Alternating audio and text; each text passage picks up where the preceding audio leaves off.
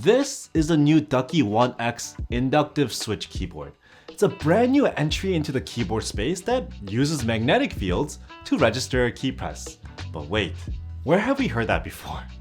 Yes, Wooting and the ubiquitous Hall effect switches. If Hall effect already exists and it's like proven to be great and cheating for gaming, why do we need another format? I've had this keyboard for like quite some time now, and that is also the question that I've been asking myself as well. You might be curious, right? What is the difference? What's the difference between inductive, the new stuff, and the Hall effect that's been around? If you want the in-depth explanation of how Hall effect works and its benefits, check out this video right here that I've done in the past. For today, I am going to actually focus on the similarities as well as the differences between a Hall effect keyboard and an inductive keyboard and its technologies, and how that may or may not be a better or worse in a keyboard, or make a better or worse keyboard, I don't know. So both the Hall effect and inductive, they have similar principles. It has magnetic fields involved. But what is the difference then? Well, Hall effect, how that works, right, is that in a circuit you have electrons flowing through it like this, round and round and round. But when you apply a magnet like perpendicularly against it, it affects the flow of the electrons and makes them kind of like take a detour. This is imbalance in the system and it's measurable. You put the magnet closer, it creates a bigger differential. And further away, a little less differential. This is how your HE keyboard not only registers inputs, but also how much input it should actually register. But now what about inductive? Well, inductive, it's kind of backwards, right? An inductive system actually uses a coil. It's a wire, an alternating current to create its own magnetic field.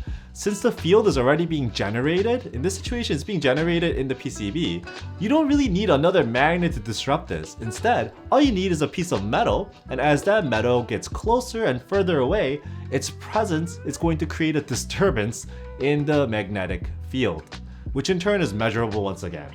And how it can be used to like register a key press, and also how much key press is being registered, because you get it, right? It's analog. So they're kind of similar, but also kind of different. So Hall effect relies on a constant flow of energy in a closed loop. This means that it requires to be powered like all the time, right? It needs to be constantly working. From a measurement rate or polling rate perspective, this can be a benefit, right? It's reading constantly, hence why a HE keyboard like the Wooting 80 HE has 8,000 Hz polling rate. Now, the flip side is that this constant reading and supplying of energy uses a lot of energy. Hence why you don't really see too many wireless HE keyboards. It kills the battery way too fast. Typically, Hall effect systems are much more complicated and also more costly, right? In the situation for a keyboard, you need like a sensor for each key, every single one. Finally, since these Hall effect sensors detect magnetic waves, it can actually do it much further away than the inductive cousin can. But at the same time, this also means that it could be disrupted pretty easily too by external magnets much more. If you have a strong magnet, I know you wouldn't do this, but if you took a strong magnet and shove it next to your keyboard, or even have like some like a high-powered speaker too close, you're gonna get some interference with the HE keyboard. Now, on the other hand, inductive is a much simpler system, so it doesn't really require sophisticated hardware to really do this, right? It's built right into the PCB. This also means that the overall energy draw, you're looking at probably around half of what HE requires. Hence, why you could make a wireless keyboard possible. Inductive is more resistant to temperature and it doesn't suffer from magnetic creep, right? Because you don't have a magnet moving around. So it doesn't require as frequent calibration as a HE keyboard may. It's generally more durable and used in applications where it's like subjected to more abuse, like automotive industry and stuff like that, or like angry gamer rage. But it does come with its drawbacks also. Like for example, inductive systems, it reads the change in the magnetic field. It's not constantly reading it. If there's no change, technically it's not reading anything. Which means that from an input perspective, you have less data to work with, hence reducing its potential sensitivity. Finally, it does lack the range that the Hall effect can operate with, but honestly in a keyboard, everything's kind of, they're all together, so it doesn't really matter. So long story short, here, these are the major differences. Hall effect is faster, but uses a lot more energy, and it's more sensitive to its environment. Inductive can be slightly slower in reaction speed, but uses much less energy and is also less sensitive to the environment around it. Simple as that.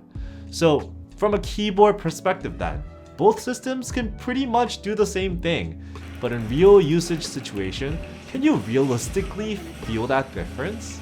So I did a quick input speed test based on my reaction speed and key input. Like this is like a actual person and user, right? I used a standard MX switch keyboard, the cycle 8 in this situation, to set a baseline, like how fast is a mechanical MX switch. Now from my previous testing, you can see that the HE keyboards featured here are definitely faster, by around 15% or so mathematically.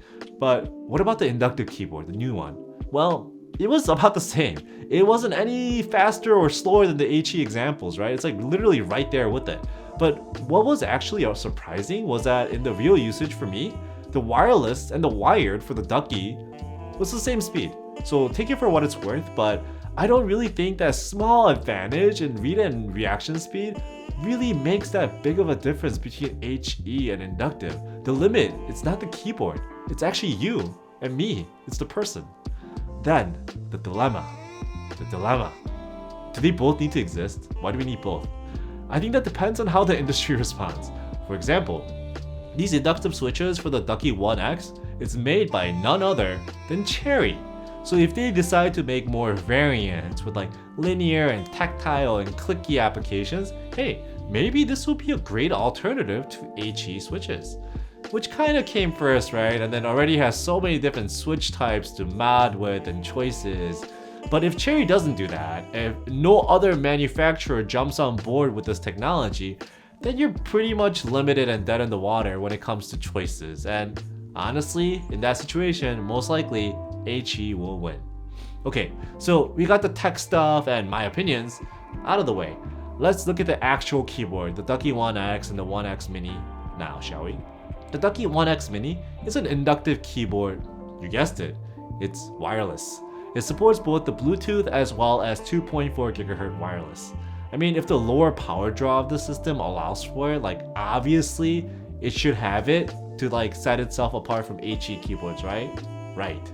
This one I have is the 60%, the mini, right? The version. So pretty much aimed at gamers with its like quick inductive switch speed and like the analog control options. However, there is also this, the 100%. Wait a minute, 100% inductive keyboard? I thought the magnetic keyboards were all about gaming and nothing else. Well, Ducky doesn't believe so. So essentially, the 100% 1X full size is supposed to be like a do-it-all keyboard. You could use it for the office, you could use it to like just type and do whatever, right? You could also game with it.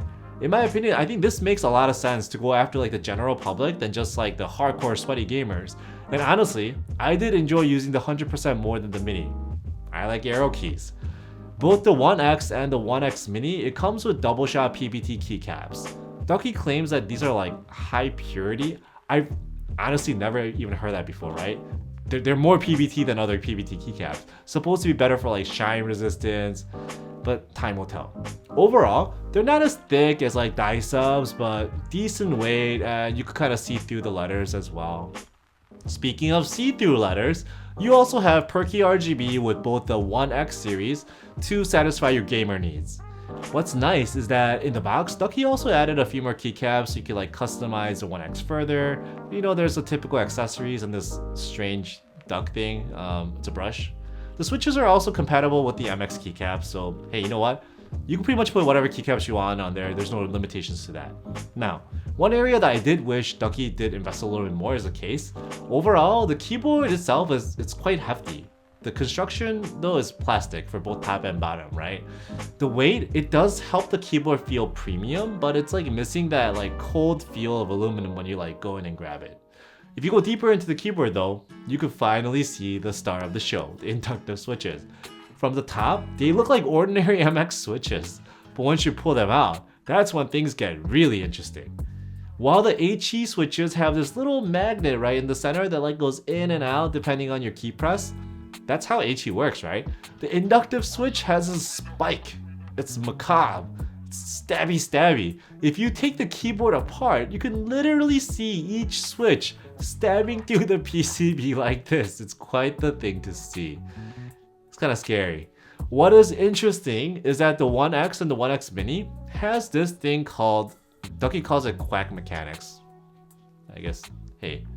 It's essentially a gasket mounted keyboard with 6 layers of sound modifiers built in. It does borderline excessive, honestly.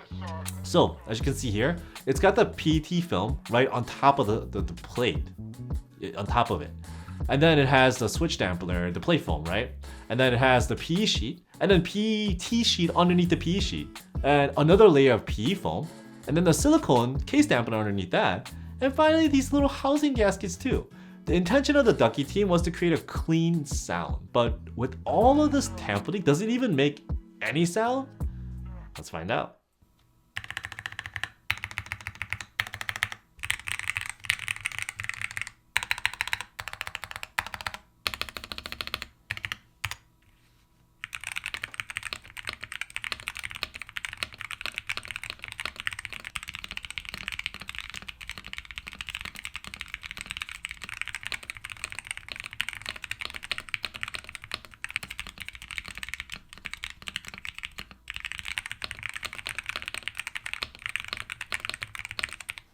Okay, so I do agree. The sound of that 1X series it's clean. No ping, no hollowness, no displeasing noises. Compared to the Wooting 60 HE stock, it does actually sound much more refined for sure. However, the sound is on the quieter end for sure. I mean, it's stuffed with so much dampeners. So if you're looking for like a loud keyboard, you're probably not gonna get that with the 1X. It's probably the switches, honestly, with a big giant hole in the bottom. Doesn't make that much noise. So this is an area that will be a challenge for Ducky and the Cherry Inductive Switch in the future. Initially, HE Keyboards and HE Switches had horrendous sound. It was muddy, it was kind of quiet and just blah. But then, new switch options came out and made it like so much better. Check this out.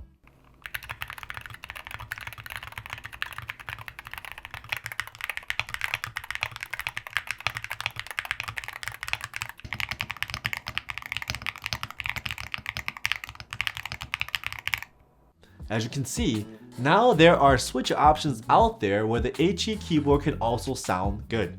So, as I mentioned earlier, I hope that the industry catches on with the inductive technology as well, and there are more options out there. I hope Cherry doesn't like patent everything and lock it all down, and they also share the ability for other manufacturers to create versions of this thing. As with HE keyboards, the hardware, it's only half the story. Without the software like taking advantage of the analog switch hardware, this is like no different than any other keyboard out there. So the software. I can say that Ducky nailed it with this one. It's a web-based software, which I always appreciate. It's super easy to navigate. It works with Windows, Mac, and Linux. And it's also extremely straightforward. I had no issues with it at all, and it was an overall pleasant experience. So the Ducky 1X series has many of the features you're looking for in a customizable keyboard. Simple things, right? Like key mapping, the ability for you to customize your per key RGB lighting colors and create patterns, create macros. But it also has a whole slew of gaming enhancement features too, right? Like adjustable actuation point. Since it's analog, it behaves very similarly as HE keyboards, which allows you to set how quickly the keyboard actuates a key. This also allows you to have rapid trigger. It's like the magical thing, right? You know, the ability to like spam keys much quicker, since any opposing motion of the switch can reset the switch without having to like bottom out and top out, so quicker. Finally, most HE keyboards out there, it also has the ability to like multi-point trigger. That's what Ducky calls it. It's like the ability for you to take technically one switch, and have 4 different inputs. It's very similar to Wooting's dynamic keystroke. So you can imagine the different applications like for gaming, like one switch allowing for walk and run at the same time, depending on how hard you press it, and so on. You can probably use it for like office work too. One thing that this Ducky is missing versus some of the other gaming keyboards though, is Snap Tap and Rappy Snappy. You know, it's from the Razors and Wootings. These are actually SOCD features, and they're banned in a bunch of different games, especially the first-person shooters and OSU and stuff like that. So it seems like Ducky left it out on purpose. Maybe if you ask them nicely, they could kind of put it back in the future with the software update. Ducky, please help me cheat. From an overall typing comfort perspective, the 1X, it does fine here. It has adjustable feet to allow for multiple angles, adjusted to your liking. The gasket mount does absorb the typing impact very well, but you're not gonna get much flex out of this keyboard, honestly. Probably because it has like that lowercase gasket grommet thing that intentionally prevents the flexing of the board. The Ducky 1X also, it seems like it has a steel plate, which is quite stiff and also limits flexing. It's all like screwed in together. So I had a chance to like put the Ducky 1X through a gamut of different usage situations for like, I don't know, a month. Overall, the keyboard, it performed admirably. Obviously, it does all the basic stuff quite well, like typing scripts and website surfing, navigating, general usage, right? The 100% was also a delight to use in an office setting with like the full-size keypad, helping out for number crunching and stuff like that. When it came to gaming, that's actually where the 1X shined, like similarly to like other HE keyboards out there. Honestly, the 1X performed no different than like what a Wooting or some of the other HE keyboards would. The speed was great, it was accurate, and the analog controls, it like gave me an advantage in like many different types of games. For example, the rapid trigger, it really helps in like first-person shooters, much quicker to strafe and stuff like that. And the analog resolution helps out in games like Forza, where steering input, like how much steering input, is pretty critical. So overall, it was a very well-rounded keyboard. It works for many different situations. So with all that, what is my thought about this Ducky 1X? Well, it's complicated to be honest. 1X is a fantastic keyboard. As a keyboard, it's a good keyboard. It's literally a jack-of-all-trades keyboard. Types well, games well, it's very practical, has wireless, has 100% option, it feels premium, and the price point is very competitive. The 60% mini, it comes in at $139, and the 100% at $179, fully pre-built, everything, which is actually cheaper than the HE powered Wooting. You know, the 60 HE pre-built is $175, and the 80 HE pre-built is $200, so the elephant in the room is this. Do we have space for another magnetic keyboard format?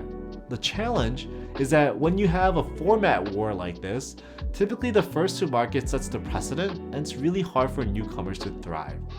It's a similar case right here now with this as well. That's my opinion. HE came in first, and there are so many HE variants out there. There are new switches coming out, there's new keyboards coming out, lots of different brands, they're like actually entering the space more and more and more. There's like a full profile, there's a low profile, and so on. The prices are starting to come down. In this environment, can the Ducky 1X and more broadly the inductive switch keyboards in general, do they have a place to live? Like I said before, it's gonna be up to the industry. Can Cherry come out with enough alternatives to keep the custom community interested and not bored? Because, you know, we get bored pretty easily. Will other switch manufacturers jump on board with inductive switches? Would other keyboard manufacturers make their own inductive keyboards? I don't know.